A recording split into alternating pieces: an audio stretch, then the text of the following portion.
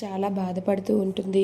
ఇక సుగుణమ్మ అన్న మాటలు గుర్తు తెచ్చుకొని మీనా చాలా బాధపడుతూ ఉంటే ఇంతలో బాలు మీనా దగ్గరకు వచ్చి, ఏంటి మీనా బాధపడుతున్నావా అని చెప్పి అడుగుతూ ఉంటాడు. దాంతో అక్కడ ఉన్న మీనా అయితే, ఏం చేయనండి, నాకు ఇది అలవాటైపోయింది. ఎవరో ఒకరు ఏదో ఒకటి అనడం, ఇలా బాధపడుతూ కూర్చోవడం నాకు అలవాటైపోయిందిలేండి అని చెప్పి అంటూ ఉంటుంది.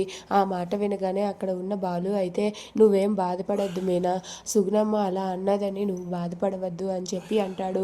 దాంతో మీనా అయితే, బాధపడకుండా ఎలా ఉంటానండి, అయినా చింటూని మనం చాలా జాగ్రత్తగా చూసుకున్నాం కదండి, కంటికి రెప్పలా కాపాడాము. అయినా సరే చింటూని అలా చూసుకున్నందుకు ఆవిడ మన మీద ప్రేమ చూపించాలి కానీ ఫంక్షన్కి రాను అని అయినా చెప్పేయాలి. వచ్చి ఇలా అవమానిస్తుందని అస్సలు అనుకోలేదు. అయినా మనకి ఏమైనా పిల్లలు పుట్టరని డాక్టర్ గారు ఏమైనా చెప్పారేంటండి, చింటూ ఒంటరిగా ఉంటున్నాడని ఆలోచించే మనం చింటూని దత్తత తీసుకుంటాం అనుకున్నాం కదా, మరి ఈవిడ ఎందుకు ఇలా మాట్లాడిందో నాకు అర్థం కావట్లేదు అని చెప్పి మీనా బాధపడుతూ అంటుంది. ఇంతలో రోహిణి అక్కడికి వస్తుంది. రోహిణి రాగానే వాళ్ళ మాటలను అయితే అక్కడే నిలబడి వింటూ ఉంటుంది. ఇక బాలు అయితే, లేదు మీనా, సుగుణమ్మ అలా మాట్లాడిందంటే నేను నమ్మలేకపోతున్నాను. దీని వెనక ఎవరో ఉన్నారని నాకు అర్థమవుతుంది.